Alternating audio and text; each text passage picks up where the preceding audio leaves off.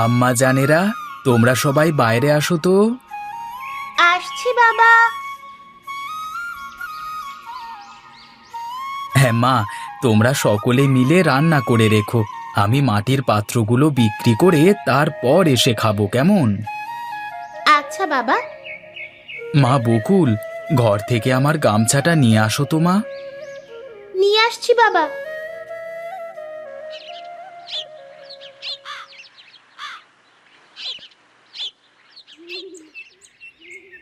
তাহলে আমি যাই এখন, কেমন? অনেক বেলা হয়ে গিয়েছে, পরে গেলে আবার বিক্রি করতে পারবো না। ঠিক আছে, তুমি এখন আর দেরি না করে বেরিয়ে পড়ো।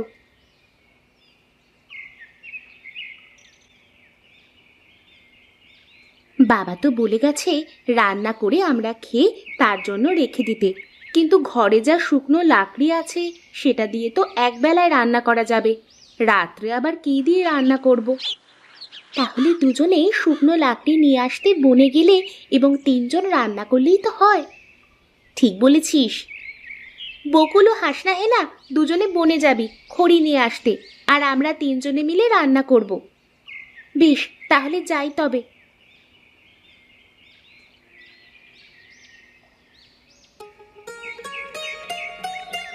হাঁড়ি পাতিল নিয়ে যান, মাটির হাঁড়ি পাতিল নিয়ে যান, নিয়ে যান।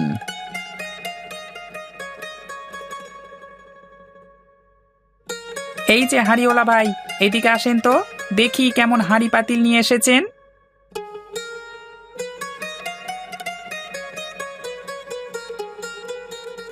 কি লাগবে আপনার? আপনার কাছে মাটির কলস আছে?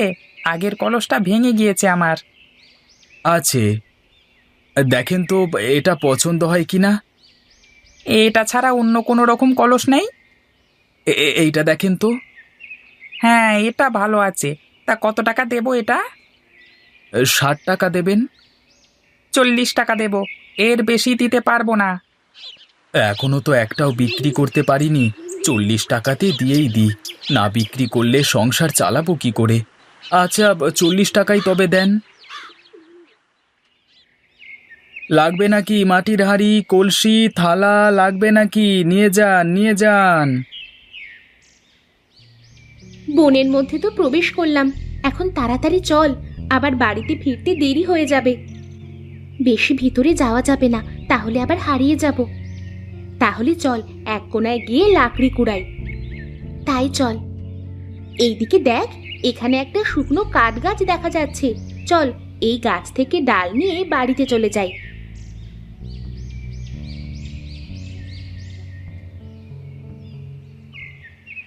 গাছটা নিচু হওয়াতে সহজেই ডাল ভাঙা যাচ্ছে। এক জায়গায় সব ডাল জড়ো করতে হবে, তারপর আশেপাশে আরো পড়ে থাকা ডালপালা কুড়িয়ে দুজনে দুটো আঁটি বেঁধে ফেলবো।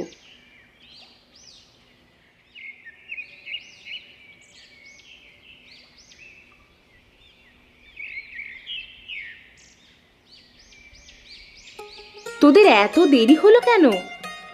কাঠ তো খোঁজা লাগে, অনেক খোঁজাখুঁজির পরে লাকড়ি জোগাড় করে নিয়ে আসলাম।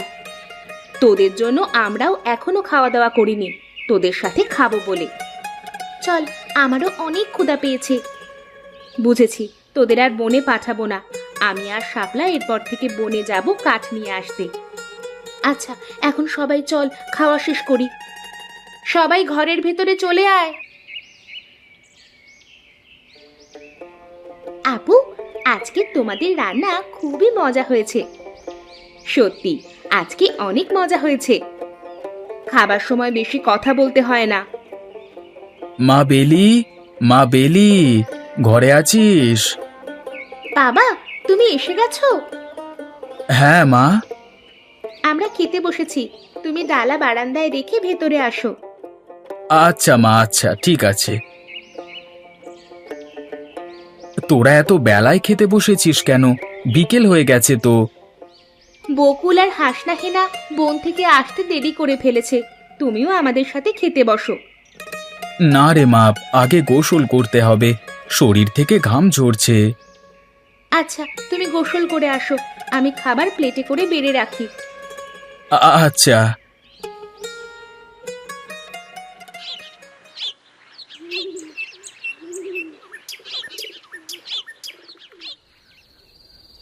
বাবা, আজকে ঝুড়িতে হাঁড়ি পাতিলগুলো আগের মতোই দেখা যাচ্ছে।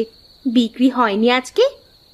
না রে মা, সারাদিনে শুধু একটা কলস বিক্রি করেছি মাত্র। এমন করে সংসার চলবে কি করে? সেটা ভেবেই তো আমার মাথা ঘোরে। আপু, আমাদেরই কিছু একটা করতে হবে, তা না হলে বাবার জন্য আমাদের খাবার জোগাড় করতে কষ্ট হয়ে যাচ্ছে। আমরা মেয়ে মানুষ, আমরা কি কাজ করব বলতো? তোমার রান্নার হাত অনেক সুন্দর, তুমি চাইলে পিঠা বানিয়ে বিক্রি করতে পারো, সেটা দিয়ে আমাদের সংসার চলে যাবে, আমরাও সাহায্য করব।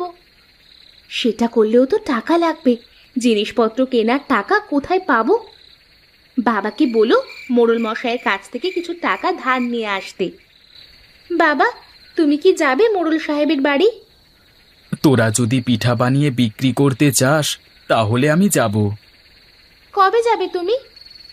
আজকে তো রাত হয়ে গিয়েছে, কালকে সকালে যাব। তোরা এখন ঘুমিয়ে পড় কেমন, অনেক রাত হয়ে গিয়েছে। আচ্ছা বাবা।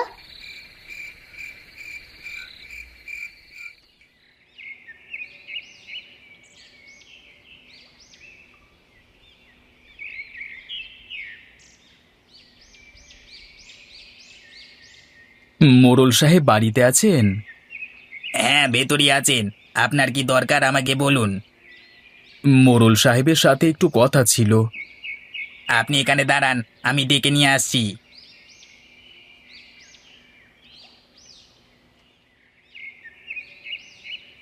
কি ব্যাপার মহেশ, তুই আমার বাড়িতে? একটা কাজে এসেছিলাম মোড়ল মশাই। কি কাজ বল দেখি।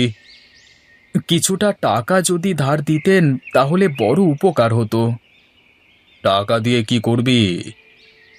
আমার হাঁড়ি পাতিল বিক্রি করে তো সংসার চলে না, তাই মেয়েরা ভাবছে যে তারা পিঠা বানিয়ে বিক্রি করবে। আরে পিঠা কিনে খাবে কে? খাবে, তাদের রান্নার হাত বেশ ভালো, আপনি যদি একবার খান তাহলে মুখে লেগে থাকবে। আচ্ছা, তা তোর কত টাকা লাগবে? 2000 টাকা হলেই হবে।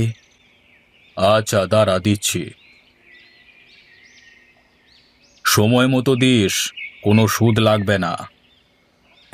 আল্লাহ আপনার ভালো করুক মোড়ল মশাই।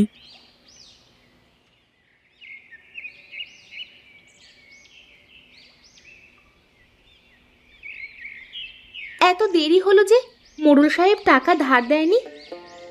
দিয়েছে মা, দিয়েছে। এমনকি এই টাকার কোনো সুদও তিনি নেবেন না।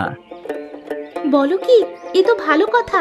তাহলে খাবার খেয়ে বাজারে গিয়ে আমাদের পিঠা বানানোর জন্য আটা, ময়দা, চিনি এগুলো নিয়ে এসে দাও। আচ্ছা, আগে খেয়ে নি, তারপরে যাচ্ছি বাজারে। ঘরে চল সবাই।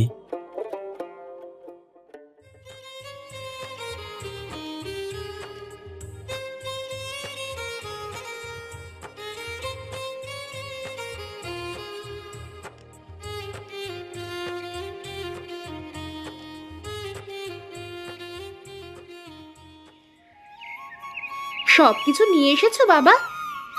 হ্যাঁ মা, তোরা পিঠা বানানো শুরু কর, আমি দেখি আজকে কোনো হাঁড়ি পাতিল বিক্রি করতে পারি কিনা।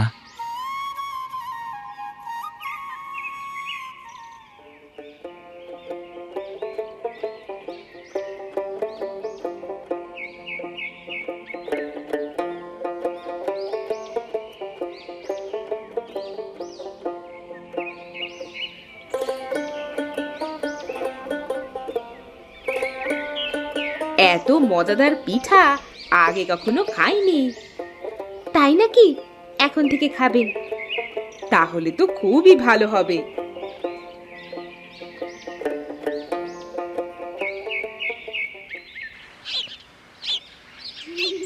তোদের সব পিঠা বিক্রি হয়েছে আজকে?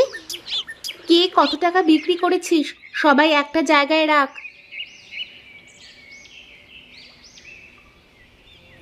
2000 টাকা হয়েছে মোট। এমন করে বিক্রি হলে আমাদের আর অভাব থাকবে না।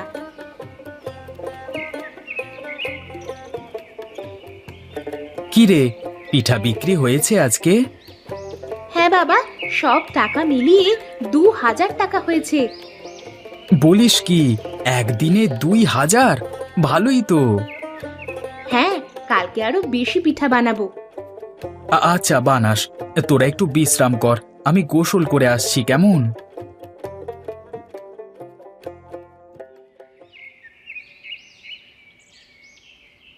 চল চল মহেশের বাড়ি যাব, দেখি তার মেয়েরা নাকি নানান ধরনের পিঠা বানাতে পারে, গ্রামে অনেক সুনাম ছড়িয়ে পড়েছে। চলুন সাহেব।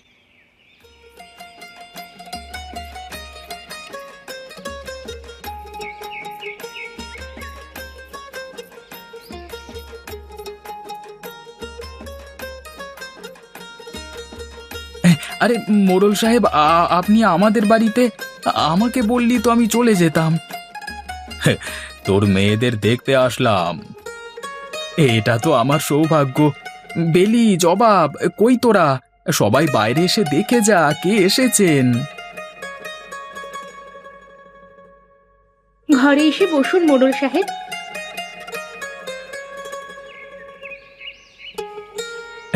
গরিবের বাড়িতে আপনাকে যে কি খেতে দিই।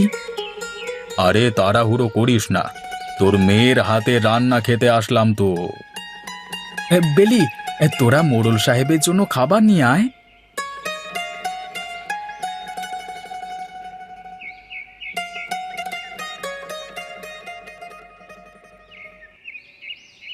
এত খাবার আমি কিভাবে খাবো? আপনি শুরু করুন তো আগে।